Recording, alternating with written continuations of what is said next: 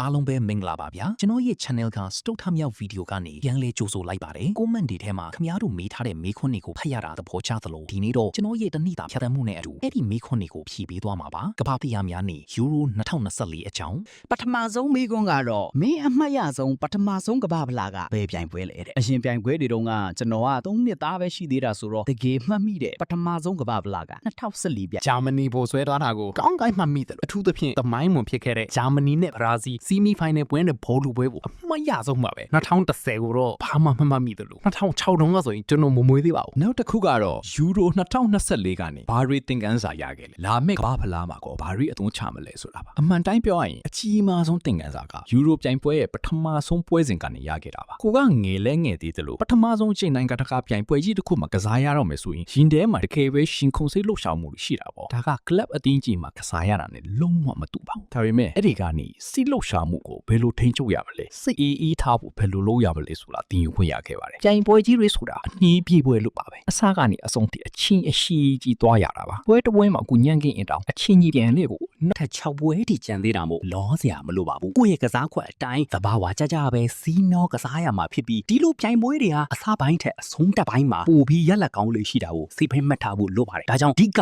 တော့စိတ်အေးထားပြီးစတင်ဖို့ပါပဲအမေရိကန်ပြည်ထောင်စုမှာဘာကိုအကြိုက်ဆုံးလဲတဲ့ဒါကတကယ်ဖြေရခက်တဲ့မေးခွန်းပါကျွန်တော်အကြိုက်ဆုံးချက်ကတော့လုံးဝကွဲပြားခြားနားတဲ့ယဉ်ကျေးမှုအသစ်တစ်ခုကြုံတွေ့ရတာပါပဲပတ်ဝန်းကျင်အသစ်တစ်ခုမှာကပဖလားအရှင်ဝါရဲ့ခန်းစားချက်ကိုရရှိတာကကဲကိုမိုက်ပါတယ်နောက်ပြီးပေါ်ဖပြောရရင်ကျွန်တော်က fast food ရိုက်တာတော့ဒါကလည်းအကြိုက်တွေးစရာပေါ့အဆိုးတွေကလည်းအမြင့်ကြီးတွေပဲမနက်ခင်းအရာနိုးလို့ပြင်ပုံကနေမိုးမြို့တိုက်ကြီးတွေကိုလှမ်းမြရတဲ့ခန်းစားချက်ကတကယ်ကိုလမ်းပါတယ်အခုလောလောဆယ်တော့လေ့ကျင့်ရေးကွင်းမှာပဲအာရုံစိုက်နေရပေမဲ့မာယမ်ဘီကဟိုတယ်ကိုအသင်းနဲ့တူပြောင်းရွှေ့မဲ့အချိန်ကိုလည်းမျှော်လင့်နေပါတယ်ကွင်းထဲမှာနဲ့အဝတ်လေခန်းထဲမှာဘာသာစကားတွေပြောကြလေတဲ့ကွင်းထဲမှာတော့ကျွန်တော်တို့ကစပိန်လက်ရေးစဲအသင်းအဖြစ်ကစားနေတာဆိုတော့စပိန်စကားပဲတီးတတ်ပြောပါတယ်ဒိုင်လူကြီးနဲ့စကားပြောရတဲ့အချိန်ပဲပြောင်းလဲသွားတတ်ပြီးအဲ့ဒါကလည်းအခြေခံစာသားတွေဖြစ်တဲ့ဒိုင်လူကြီးအဝါကတ်ဆိုတာမျိုးလောက်ပါပဲအင်္ဂလိပ်စာနဲ့စပိန်စကားကိုရိုးပြီးရိုးရှင်းပဲသုံးပါတယ်ကျွန်တော်ရဲ့အင်္ဂလိပ်စာအဆင့်ကိုပြောရရင်တော့အဆင့်ပြပြပြောနိုင်တဲ့အဆင့်ရှိပါတယ်အဓိကအခက်ခဲရတော့သူများပြောတာအကုန်လုံးကိုနားတယ်ပေမဲ့ကိုယ့်ရဲ့ခက်ခဲနေတဲ့အတွေးအမြင်တွေကိုပြန်ပြီးရှင်းပြဖို့ဒါမှမဟုတ်ကျွမ်းကျွမ်းကျင်ကျင်စကားပြောဖို့ကြတော့အနည်းငယ်ရုန်းကန်ရတော့မှာပဲအလုံးဖြစ်ရုံအခြေခံစင်မို့အရေးကြီးတဲ့စကားလုံးတွေဖြစ်တဲ့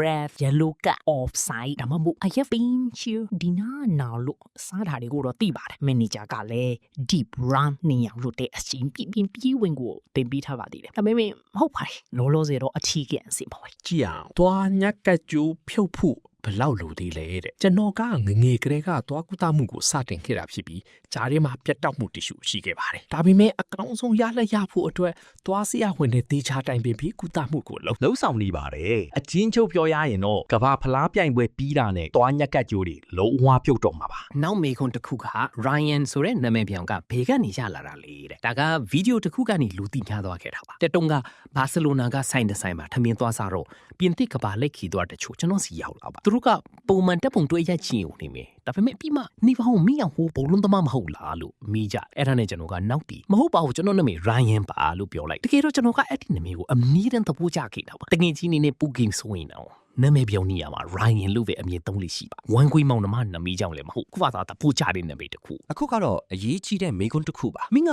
Twitter ပေါ်က Ryanspets19 ဆိုတဲ့အကောင့်စစ်လာတဲ့ဒါကိုကျွန်တော်တေးသေးချာချာရှင်းပြပါရစီ Ryanspets19 ဆိုတာကျွန်တော်ရဲ့တရားဝင် TikTok အကောင့်မှာပြဿနာကလူတွေကအချက်အလက်ကိုတေးချာမစပဲရှောက်တင်ကြတာကျွန်တော်မှ Twitter အကောင့်လုံးဝမရှိပါဘူးတရက်ရောက်ကကျွန်တော်ရဲ့ TikTok နာမည်ကိုယူပြီး Twitter အကောင့်အတူတစ်ခုစောက်ထားတာဖြစ်အတိပဲမရှိတာကြီးရှောက်တင်နေတာပါအဲ့ဒါကျွန်တော်လုံးဝမဟုတ်ပါဘူးစိတ်ပြတ်သွားစီလဲတောင်းတာပါတယ်ဒါပေမဲ့ကျွန်တော်မှ Twitter အကောင့်မရှိပါဘူးဘာတွေဖွင့်နေလဲသိချင်လို့တစ်ခါတလေမှပဲဝင်ကြည့်လေရှိပြီးအထူးသဖြင့်လူတွေအားလုံးကျွန်တော်အကြောင်းပြောနေကြတဲ့အချိန်မျိုးမှာဆိုရင်လုံးဝဝင်မကြည့်ပါဘူးဒါကြောင့်အတိပြုတ်ပေးရရင်တော့အဲ့ဒီ Twitter အကောင့်ကကျွန်တော်မဟုတ်ပါဘူးဒီတစ်ခုကိုလူတွေသဘောတူမလားကန့်ကွက်မလဲကြည့်အောင်မင်းအမြင့်မှာအထင်မကြီးခံရဆုံး underrated ဖြစ်နေတဲ့ကစားသမားတယောက်ကိုပြောပြပါတယ် underrated ဆိုတာလူတွေထင်ထားတာထက်ပိုပြီးတော်တဲ့သူကိုပြောတာပါဥပမာအဖြစ် Jared Martin က underrated ဖြစ်တယ်လို့ကျွန်တော်ပြောချင်ပါတယ်ဟိုးအရင်တော့ကဆိုရင်တော့Thomas Muller လို့ကစားသမားမျိုးကအထင်ရှားဆုံးဥပမာတစ်ခုပေါ့အခုလက်ရှိကစားသမားတွေကပြောရရင်တော့ Ferran Torres ရဲ့ PSG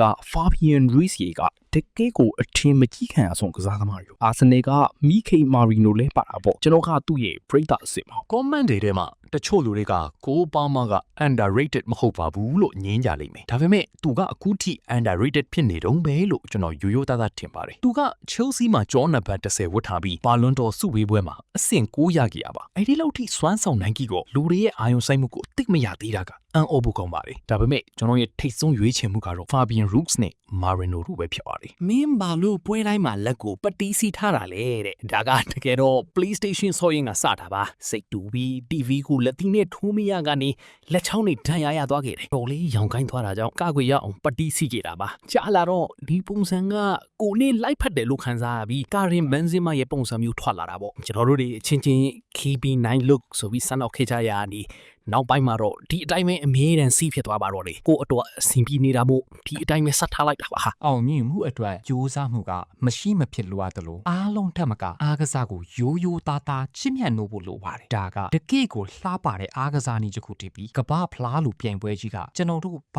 ကြောင့်ဘောလုံးကစားရလဲဆိုတဲ့အဖြေကိုကောင်းဆုံးပြပနေတာပါပဲ ဒီနှစ်ထဲမှာဘောလုံးအပြင်ဘက်ကောင်းဆုံးဖြတ်သန်းခဲ့ရတဲ့နေ့ကဘယ် အစင်လိုက်တော့မဟုတ်ပါဘူးပထမတစ်ခုကတော့ Perry မြို့မှာစပိန်စီးခဲ့တဲ့နေတာမြို့ပပလေးကိုစပိန်ရှောက်စီးခဲ့ကြတာပါမန်လူတယောက်အတွက်တော့ဒါကယူယူရှင်းရှင်းလေးလို့ထင်ရပေမဲ့ကျွန်တော်အတွက်ကတော့အရာအားလုံးပါပဲလမ်းမောမှာလှလွတ်လပ်လပ်လမ်းရှောင်းနိုင်ဖို့လေကောင်းလေတန့်ရှူဖို့နဲ့မြို့ရဲ့အငွေအသက်ကိုခံစားဖို့ဆိုတာရူကာဖန်ဒါမှာနေခဲ့တဲ့အခင်းကလေးကအခုထိလွတ်လွတ်လပ်လပ်မလုပ်ခဲ့ရတာကြားပြီလေ ဟိုတယ်ပြန်ရောက်တော့ PlayStation ဆော့ကြပြီးနောက်ဆုံးမှာ Paris မြို့တဝင်းကိုစကူတာရီစီပြီးအဆုံးသတ်ခဲ့ကြတာပါဒီလိုတာမန်နေစဉ်ဘဝအတွေ့အကြုံလေးတွေကိုကျွန်တော်တကယ်ပဲတန်ဖိုးထားပါတယ်ဒီဗီဒီယိုကိုကြည့်နေတဲ့သူတွေကကျွန်တော်ရဲ့အကောင်းဆုံးနေ့ဆိုရင်ပြိုင်ကအလန်းကြီးတွေဝယ်တဲ့နေ့လို့ထင်ကောင်းထင်နိုင်ပေမဲ့တကယ်တော့ကျွန်တော်ရဲ့အလုပ်ကင်ကြောင့်တာမန်အချိန်တွေမှာလွတ်ဖို့ခက်ခဲတဲ့ရိုးရိုးရှင်းရှင်းအရာတွေကိုလုပ်ရတာကပူပြီးအဓိပ္ပာယ်ရှိပါတယ်ဒီအရာတွေကဒီနှစ်ထဲမှာအကျော်ဆုံးအချိန်တွေပါပဲ ပြိုင်ပွဲအတွက်စတိုင်ပြောင်းမဲ့အကြောင်းမေးခွန်းရှိပါတယ်ကမ္ဘာဖလားအတွက်သပင်စတိုင်ပြောင်းဖို့အစီအစဉ်ရှိလားတဲ့အခုပဲသပင်ညက်ဆိုင်ရောက်နေတာဆိုတော့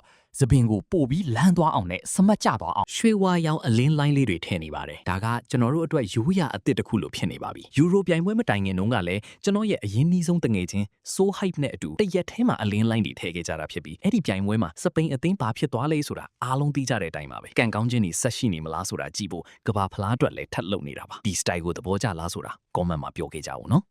ဘာစီလိုနာအသင်းပြင်အခုလက်ရှိကြည့်ရတာတကယ်သဘောကျတဲ့ကစားသမားတွေကဘယ်သူတွေလဲတဲ့နေမာကတော့အသေးချပါပဲသူကကျွန်တော်ရဲ့ idol အမြဲဖြစ်ခဲ့တာပါသူ့အပြင်တခြား တခြားပြောရရင်တော့ Jeremy Doku နဲ့ Ryan Cherki တို့ဖြစ်ပါတယ်သူတို့ကစားတာကိုကြည့်ရတာတကယ်ကိုစိတ်လှုပ်ရှားဖို့ကောင်းပါတယ် မင်းရဲ့ social media account တွေကိုကိုယ်တိုင်ပဲစီမံခန့်ခွဲတာလားတဲ့ဟုတ်ပါတယ်ကိုယ်တိုင်ပဲသုံးတာပါကြော်ညာတွေဒါမှမဟုတ် promotion post အချို့အတွက်အဖွဲ့သားတွေကကူညီပေးတာမျိုးရှိပေမဲ့ကိုယ်ပိုင်တပ်ပုံတွေတင်တာလအလိုက်အမှတ်တရပုံတွေစုတင်တာstory တင်တာနဲ့ comment တွေပြန်ဖြေတာကတော့ကျွန်တော်ကိုယ်တိုင်90%လောက်တာပါအကယ်၍ comment တွေထဲမှာကျွန်တော်တခုခုနောက်ပြောင်ထားတာတွေ့ရင်တော့အဲ့ဒါကျွန်တော်ကိုယ်တိုင်လို့ယာနှုံးပြည့်အာမခံပါတယ် VAR စနစ်အပေါ်မင်းရဲ့ရိုးသားတဲ့အမြင်ကပါလေတဲ့ VAR ကပွဲတစ်ပွဲကိုပို့ပြီးတရားမျှတစေတယ်လို့ထင်ပေမဲ့ပွဲရဲ့အရှိန်ဟုန်ကိုတော့တကယ်ပဲအနှောက်အယှက်ဖြစ်စေပါတယ်လူကြုံဘောဟုတ်မဟုတ်တသေးလေးလေးကိုစစ်ဆေးဖို့ပွဲကို9မိနစ်6မိနစ်လောက်ရက်လိုက်တဲ့အခါကစားသမားတွေရဲ့တက်ကြွမှုကိုကြာဆင်းစေပါတယ်တခါတလေတော့လေအရင်ခေတ်ပေါ်လုံးလောကကိုသတိရမိတယ်ဟုတ်ပါတယ်အဲ့ဒီတုန်းက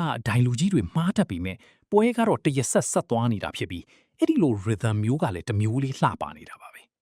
မင်းဘာကြောင့် Nike ကနေ Adidas ကိုပြောင်းလိုက်တာလဲတဲ့ဒါကအခွင့်အရေးအကြီးကြီးတစ်ခုကြောင့်ပါ Adidas မှာကျွန်တော်အတွက်တီးသန့်အဓိကနေရာတစ်ခုရှိနေပေမဲ့ Nike မှာတော့အဲ့လိုမဟုတ်ပါဘူးပွင့်လင်းလင်းပြောရရင် Nike မှာက Mbappe တို့ Vinicius တို့လို superstar တွေကရှေ့ကဦးဆောင်နေတာဖြစ်ပြီး